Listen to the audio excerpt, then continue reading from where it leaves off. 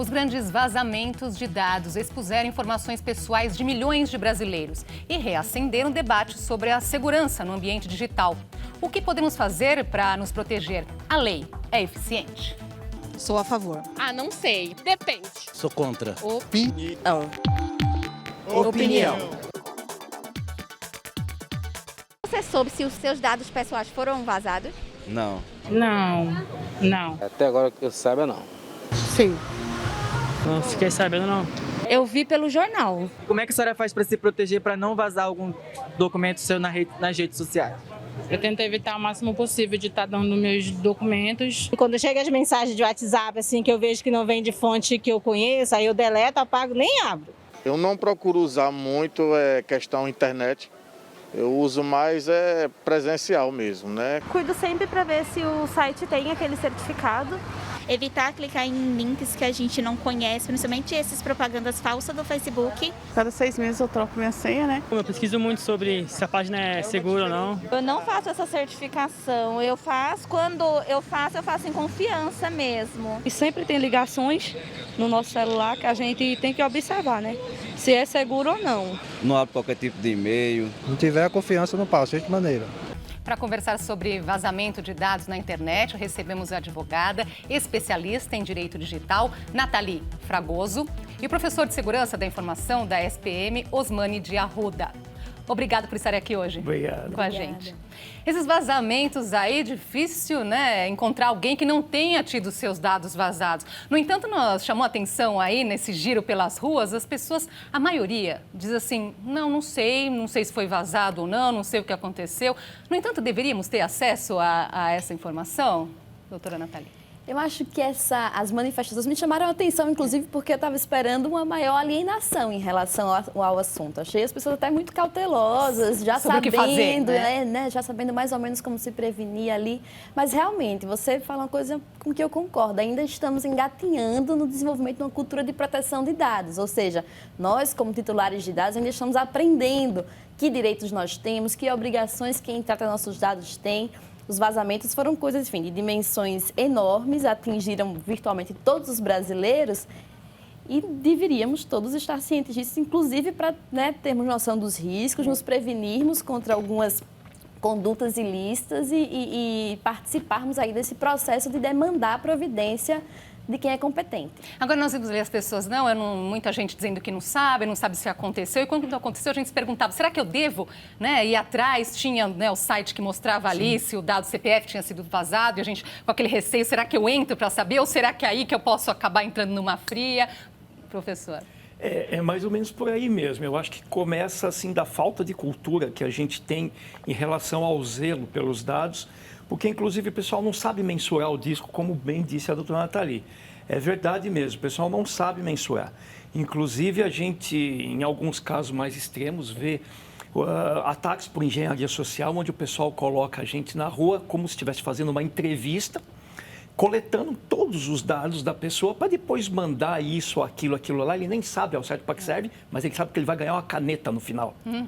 É só isso que interessa. Ingenuamente a gente acaba se expondo. Não é? Acaba se expondo. Então é muito complicado esse tipo de coisa. Agora, só pegando um gancho do começo da entrevista, na minha opinião, existem sim instrumentos legais muito, muito eficientes. O problema é que não existe a cultura, então dificulta para eles, né, doutora? Mas devemos ir, então, atrás, quando tem uma notícia como essa, devemos ir atrás para saber se os nossos dados foram vazados e de que forma fazer isso, doutora? Olha, tenho observado, quem entende segurança da informação, dizendo que se um site, para apurar se você foi vítima de vazamento, demanda mais dados pessoais, ele pode inaugurar um novo risco. É difícil falar em geral. Mas sim, há uma série de instrumentos, uma série de aplicações conhecidas e creditadas que permitem que você descubra se já foi vítima de algum vazamento, que vazamento é esse. Então, essas ferramentas estão disponíveis. Tem, inclusive, Qual ferramenta que é? Tem um site chamado Have I Been Pwned, tem um que foi disponibilizado no Brasil, cujo desenvolvedor também aparece, se declara, enfim, parece seguro, não estou em condição de atestar, mas parece seguro. Tem a ferramenta do Banco Central também, por exemplo, que permite que a gente, em sabendo que teve o dado vazado, identifique se houve movimentações em alguns canais financeiros e, portanto, tome providências, tome precauções. Então, eu acho que tem aí algumas ferramentas e é importante usá-las mesmo. Agora sim, teve essas notícias desses mega vazamentos, aí a gente tem ideia do que aconteceu. Mas esses vazamentos menores podem acontecer a qualquer momento e a gente nem sabe disso? Então, precisamos estar atentos o tempo todo? É uma loucura, não é, professor? Provavelmente esses vazamentos estão acontecendo o tempo todo. Né? Inclusive, pegando o gancho da doutora, esse site do BC, o Registrato, ele faz exatamente isso. Do Banco Central, né? Ele faz exatamente isso. Ele permite checar, por exemplo, a sua chave de Pix, os financiamentos no seu nome, esse tipo de coisa. É uma ferramenta excelente. É o Registrato e ele é vinculado com as outras instituições financeiras, então ele é muito acessível. Um outro site também que a doutora citou, o Revival Point, ele é muito usado porque ele diz, por exemplo, se houve vazamento da senha do seu e-mail. É bem interessante. Então, tem sim muita ferramenta. Devemos fazer isso de quanto em quanto tempo, né? Até para não ser uma paranoia, mas ser algo assim seguro. Pois pelo menos no mínimo, quando se desconfia de alguma coisa, quando se é noticiado de alguma coisa. Agora, não precisa ir tão longe. Quantas vezes você recebe, por exemplo, no seu WhatsApp, via SMS, notificações em nome de terceiros ou assim... É aquela regra geral, né? Quando você acha que alguma coisa é boa demais, é porque provavelmente ela é mesmo, então desconfie. Para não entrar na paranoia, é só questão de ter um pouquinho de cuidado, desconfiou, verifica. Vamos trazer aqui um exemplo de vazamento de dados. A Gabriela Couto foi vítima e por pouco não teve prejuízo. Eu soube do mega vazamento pelo Twitter, acompanhei as matérias por lá e aí uma das matérias falava para você baixar o aplicativo do FGTS e tentar logar. E quando eu tentei logar com os meus dados, eu já não consegui, porque o e-mail de recuperação era um e-mail falso, não era o e-mail que eu tinha feito. Então eu continuei acompanhando as matérias até para saber o que é que eu poderia fazer e uma dessas falava sobre o Registrato, que é um site do Banco Central, que você se registra e consegue ver toda a sua movimentação bancária. Foi ali que eu vi também que tinham aberto uma conta no meu nome após o vazamento. Eu tentei entrar em contato com o banco diversas vezes pelo telefone, mas como eu estava cadastrada, como o meu CPF estava cadastrado, eu não conseguia falar com nenhum atendente porque ele pediu uma senha da conta que era uma fraude. Então, foi só quando eu coloquei nas redes sociais, que eu coloquei no Twitter, que tinha acontecido isso comigo, foi que o banco entrou em contato e aí encerrou minha conta. Eu acho que eu vou ter que passar o resto da minha vida me preocupando com isso e checando e tendo certeza de que a possibilidade de eu sofrer um golpe é muito grande, porque é isso, os meus dados foram vazados e isso já aconteceu e pode ser que aconteça novamente. A Gabriela contou aí que teve uma conta aberta no nome dela, nada assim mais grave aconteceu, poderia ter acontecido. Ela citou até o Registrato do Banco Central, que vocês já deram essa dica aqui. Agora, que outras coisas podem acontecer com esses dados? Que outros exemplos? De riscos? Olha, inscrição em serviços, em políticas públicas, contratações. Quando esses dados que nos identificam estão assim à disposição das pessoas e em quantidade, né? Porque normalmente a gente observa assim, para fazer uma contratação, tem esses dados CPF, RG, nome, que são dados que estão hoje em dia disponíveis, esses vazamentos, e aí algumas outras demandas por informação pessoal que em tese certificariam a identidade. Mas a dimensão desse vazamento é tão grande que até essas informações mais íntimas, que em tese serviriam para certificar a identidade, estão também disponíveis. Então é preciso observar que nós estamos expostos a riscos relacionados à emissão de boletos falsos, golpes que a gente vê mais no dia a dia, mas também a falsidade ideológica, né? Ou seja, ao roubo da nossa identidade para contratar coisas, para realizar uma série de condutas que depois podem, né, voltar para nós como, enfim, sujeitos de direito. A questão do risco é muito grande, né? Porque cada pontinho desse tem um desdobramento muito grande. E eu acho que um dos principais pontos é a gente pegar e acusar a tecnologia. Não é a tecnologia, esse não é o ponto é o fator humano. Porque como aquele senhor comentou logo na abertura da entrevista dele lá, falando, eu prefiro fazer as coisas pessoalmente, esse não é bem o ponto, né? Os vazamentos não ocorrem dele, ocorrem dos serviços que ele usa. Portanto, o que, assim, na essência, eu acho que o que falta, novamente, insistindo, é cultura e também muita maturidade corporativa, porque agora com a LGPD, né, doutora, que as empresas efetivamente começaram a se preocupar com isso. Antes não havia essa preocupação, inclusive o próprio pessoal de marketing sofre muito com isso, porque eles tinham uma certa prática de fazer uma troca de informações e tudo mais. Mas não era nem perto desse contexto. Era aí que eu gostaria de chegar. O senhor tem razão quando diz, claro, né? Não é a tecnologia. A tecnologia Exato, vem para facilitar a nossa vida, vem para o bem. Mas eu gostaria de chegar nesse ponto das empresas que têm os nossos dados também, o quanto que a tecnologia que elas têm aí em mãos tem sido suficiente para proteger, porque a missão delas não é proteger os nossos dados. O professor citou aí a lei de proteção de dados que nós temos aqui no nosso país. Quero falar sobre essa questão também. O quanto ela tem sido eficiente para proteger os nossos dados, doutora Nathalie? A LGPD... O que o consumidor comum deve saber sobre essa lei que existe, Thay? A LGPD ela foi aprovada em 2018, entrou em vigor ano passado, em setembro de 2020. Então, houve esses 2 anos de adaptação, né? Os atores que tratam dados, os agentes de tratamento, as empresas, o governo, mesmo, enfim, órgãos menores, eles tiveram esses 2 anos para se adaptar. Mas é verdade também que muita gente não fez a tarefa de casa. Então, o que está acontecendo agora? A LGPD está sendo incorporada aos procedimentos, está sendo incorporada ao cotidiano desses agentes de tratamento.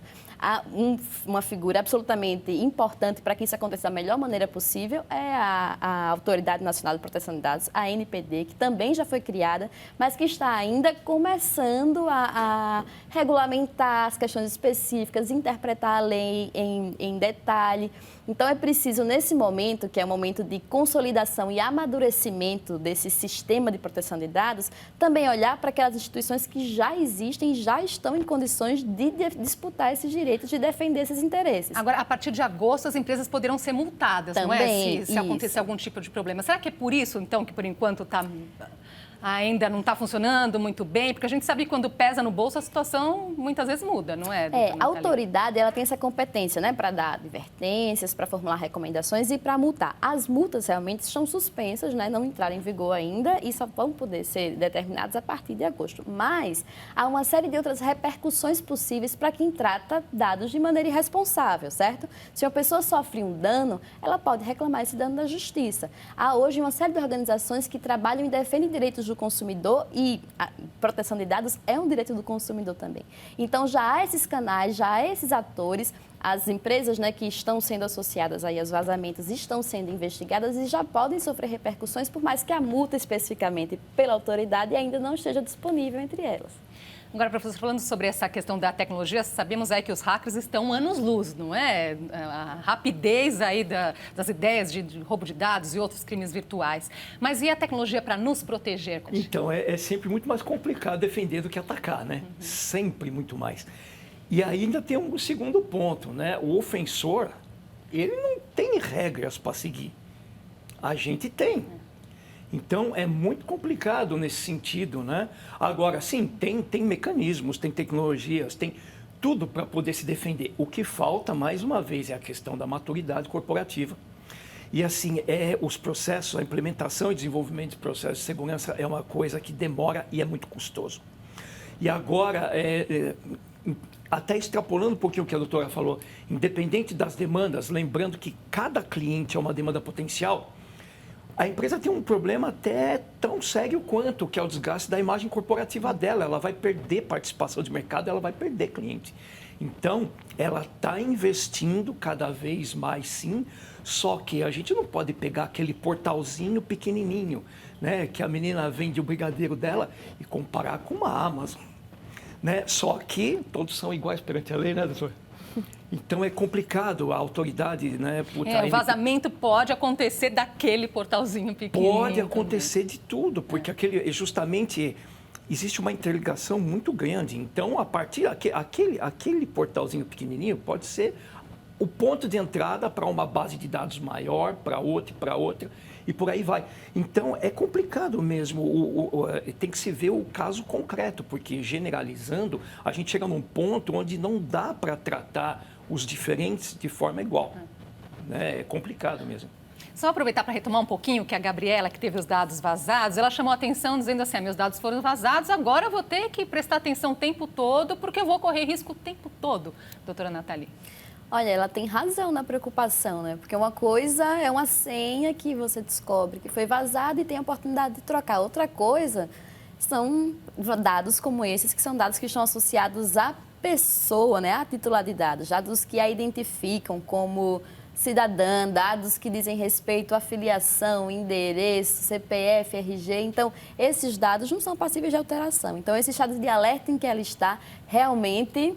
Não é uma senha simplesmente, né, que trocou. Não dá para trocar, realmente. É difícil, por isso que a precaução, por isso que a prevenção, ela é importante, né? E tem que estar tanto refletida no nível legal, como nas práticas, nos processos, na tecnologia. Porque uma vez vazados dados como esses, não dá para voltar atrás, não dá para trazer de volta o dado vazado para uma situação de sigilo ou proteção. Exatamente, esse assunto aí, prevenção, dicas de prevenção, nós vamos retomar na volta aqui do intervalo. A gente volta já.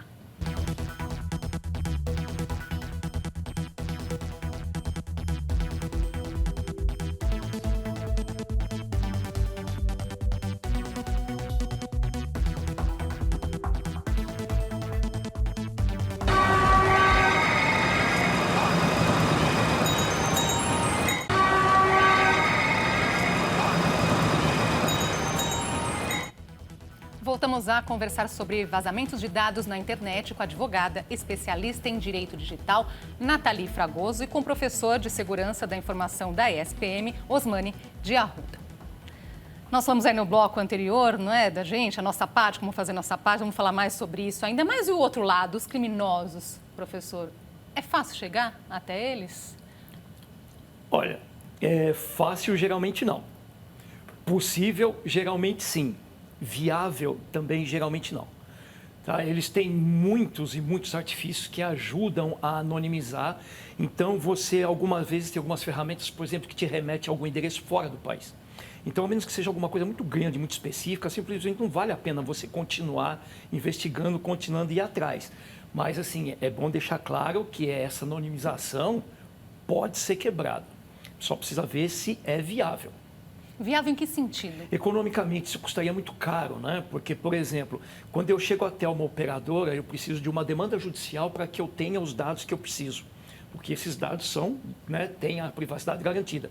Quando isso remete para fora, é preciso, então, colocar um advogado, um representante lá fora para dar continuidade a isso.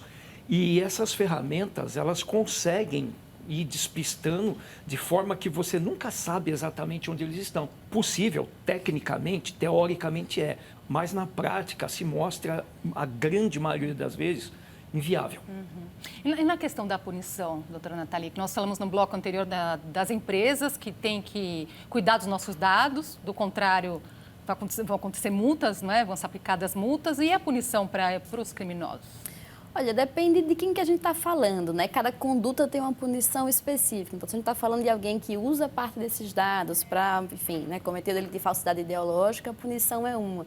Como disse o professor, né, enfim, o passo é fazer um boletim de ocorrência, reportar as autoridades com esse boletim de ocorrência, né, porque esse é um trabalho que a polícia leva adiante e que vai se desenvolvendo na justiça criminal. Mas, para além disso, esse boletim de ocorrência deve servir também para que sejam alertadas instituições de crédito, para que a própria empresa seja notificada, para que o Banco Central também receba esse tipo de mensagem, porque essas instituições ficam, então, em alerta para a vulnerabilidade específica daquele alvo que teve seus dados vazados ou que foi vítima de alguma espécie de ato ilícito.